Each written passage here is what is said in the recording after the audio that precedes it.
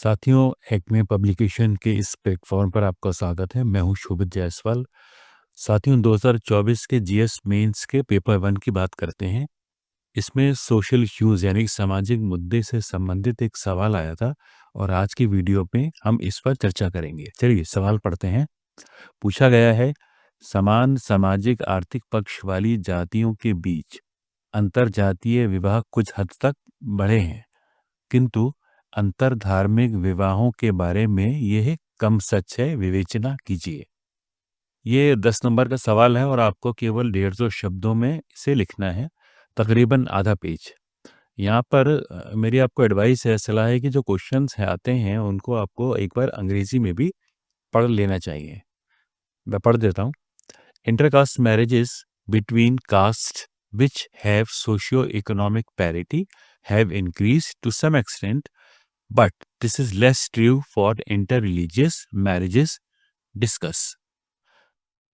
ध्यान दीजिएगा, प्रश्न के अंत में लिखा है विवेचना करें, डिस्कस करें। चलिए आगे बढ़ते हैं। मैं अंतरजातीय विवाह की बात से शुरू करता हूँ। अंतरजातीय विवाह होता क्या है? दोस्तों, जब कोई महिला अपनी जाति से ऊंची अथवा नीची समझी जाने वाली जाति के किसी पुरुष के साथ शादी करती है तो हम इसे अंतरजातीय विवाह या इंटरकास्ट मैरिज कहते हैं। सामान्य तौर पे क्या होता है, शादियां जो होती हैं जाति के भीतर होती हैं और बहुत ही कम हैं जो जाति से बाहर हैं।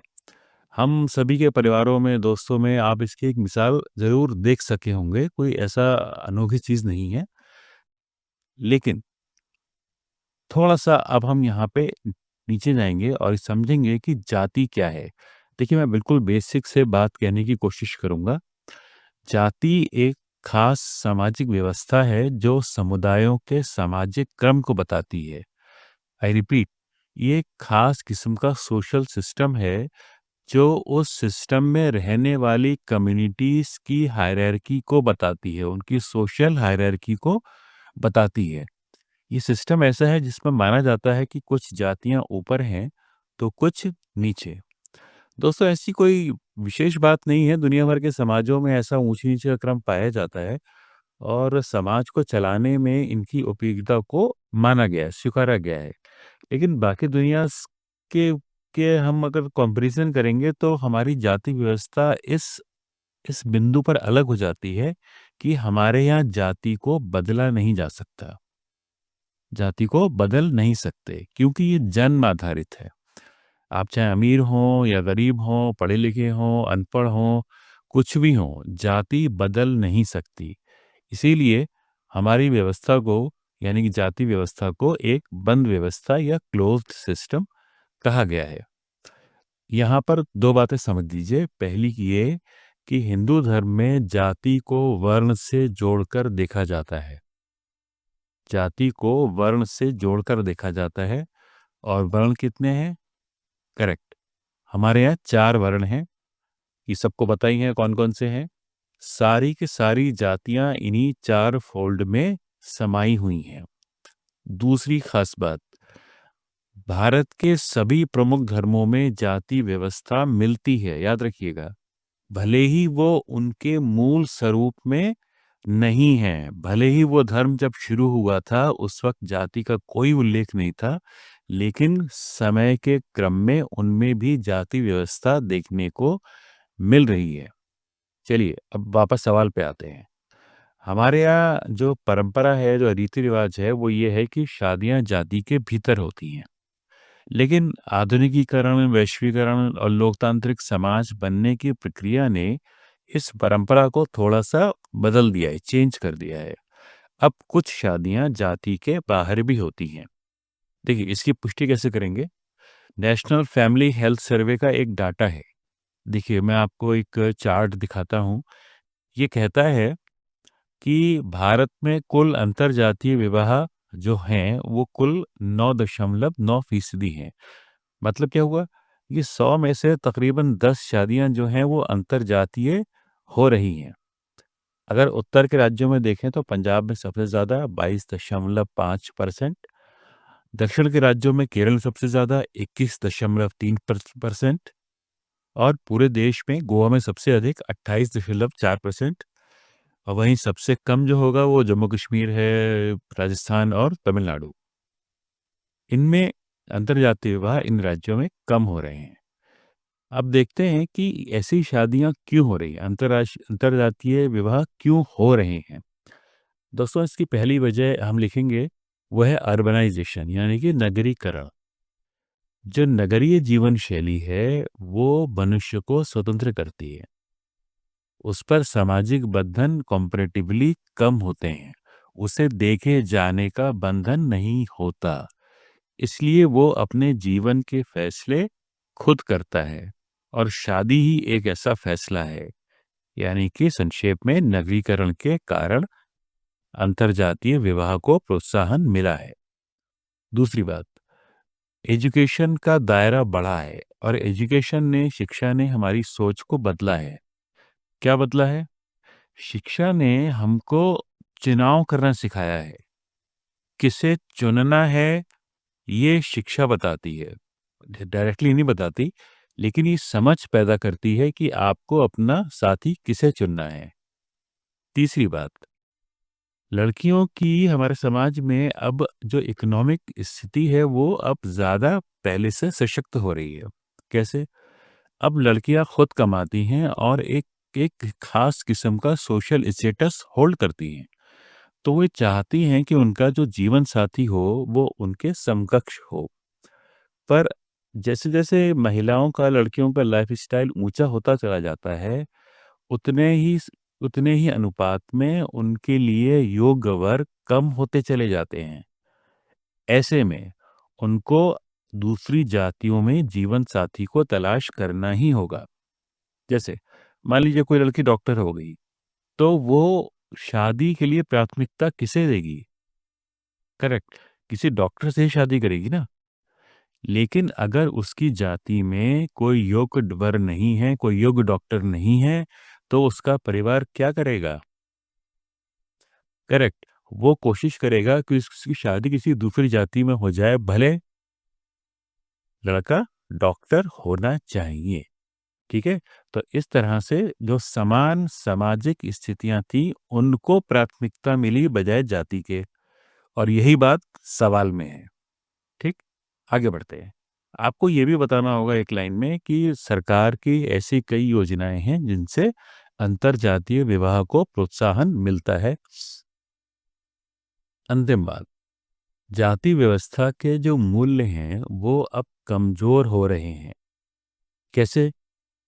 जाति और पेशा ये आपस में जुड़ी हुई चीज़ें हैं। लेकिन अब वर्तमान स्थितियाँ ऐसी हैं जिसमें इस निर्धारित पेशे की सीमा को हम देख रहे हैं कि वो टूट रही है। लोग अपनी जाति के निर्धारित पेशों को छोड़कर दूसरे पेशे अपना रहे हैं। यानी आर्थिक पक्ष को महत्ता मिल रही है। और अगर इकोनॉमिक स्टेटस इक्वल है, तो इस बात की संभावना होगी कि लोग शादी के समय जाति को इग्नोर कर दें। भाई, मेरा लड़का बैंक में मैनेजर है, उनकी लड़की भी बैंक में मैनेजर है, इकोनॉमिक स्टेटस इक्वल है, सोशल स्टेटस इक्वल है, तो इस बात को लोग अब प्रीफ़र करेंगे कि मैनेजर की शादी मैनेजर के साथ हो जाए। ऐसा पूरी तरह नहीं होता, लेकिन ऐसी संभावना से भी इनकार अब नहीं किया जा सकता। ठीक?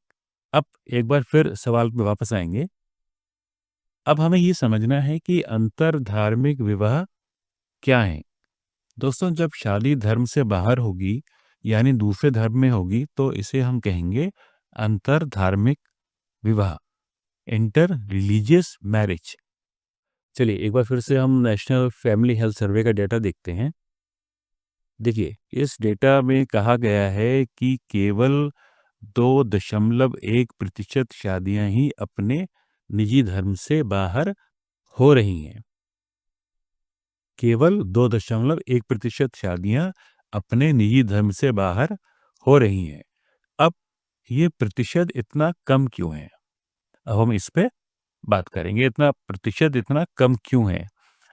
दोस्तों, इसकी पहली वजह है कि जो धर्म की संस्था है, जो रिलीजन हमारा इंस्टीट्यूशन है, वो जाति से अधिक मजबूत है।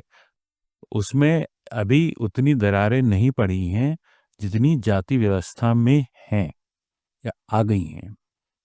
दूसरी बात, किसी धर्म की एक ख़ास जीवन शैली होती है, बल्कि कई बार जीवन शैली के माध्यम से ही धर्म की पहचान हो पाती है। अब हमारे जो धर्म है हमारे देश में, उसमें एक धर्म की जीवन शैली दूसरे धर्म की जीवन शैली से बहुत ज़्यादा अलग है। कैसे अलग है? जैसे खाने संबंधी निषेध हैं। भोजन हम खाना खाते हैं कि कैसा खाना खाएँगे, इस तरह के ये चैलेंज हैं। या फिर मान लीजिए पूजा करने का तरीका है, इबादत का तरीका है, वो एक कल्चरल क्लैश पैदा करते हैं, एक सांस्कृतिक टकराहट पैदा करते हैं। तीसरी बात, जो हमारे यहाँ विवाह और संपत्ति के कानून हैं, उनमें एक दिक्कत है। जब एक व्यक्ति की शादी दूसरे धर्म में होती है, तो उसको संपत्ति संबंधी कानूनी समस्याओं और धर्मांतरण जैसी अड़चनों का सामना करना पड़ता है। चौथी बात, हमारा समाज अभी इसके लिए तैयार नहीं है। क्यों? परिवारों को इसमें अपनी प्रतिष्ठा लगता है खो गई है, उनकी बेइज़्ज़ती हो गई है और उतना ही नहीं, वो ये भी डरते हैं कि जो परिवार के दूसरे बच्चे हैं, छोटे बच्चे हैं, उनकी शादियाँ कैसे करेंगे? इस वजह से भी हमारे यहाँ जो इंटर रिलीजन यानी कि अंतर धार्मिक शादियाँ हैं, वो बहुत कम होती हैं। अब 2 लाइन में इसका एक निष्कर्ष, एक कन्क्लूज़न लिख दीजिए, जो कि आपको लिखना ही होता है हर एक में। निष्कर्ष ये है कि जाति का बंधन धर्म के बंधन की तुलना में तेजी से कम हुआ है। इसलिए अंतरजातीय विवाह अंतर धार्मिक विवाह की तुलना में अधिक हो रहे हैं। दोस्तों, बातें खत्म हो जाती है, लेकिन यहाँ पर एक बात ध्यान रखिएगा, बहुत ज़्यादा ध्यान रखिएगा, वो ये कि आपको अपना जवाब मूल्यांकन परक नहीं लिखना है। आई रिपीट, मूल्यांकन परक नहीं लिखना है। इसका क्या मतलब है? यानी क्या अच्छा है, क्या बुरा है, ये आपको नहीं बताना है। आपको ये नहीं बताना है कि अंतर्जातीय विवाह की बुराइयाँ क्या हैं या उसकी अच्छाइयाँ क्या हैं। अंतरधार्मिक जो शादियाँ हो रही हैं, उनकी बुराई क्या है, अच्छाई क्या है, ये नहीं गिनाना है। हमें केवल ये बताना है कि सिचुएशन क्या है, इस वक़्त भारत में क्या चल रहा है, बस इतना ही। धन्यवाद।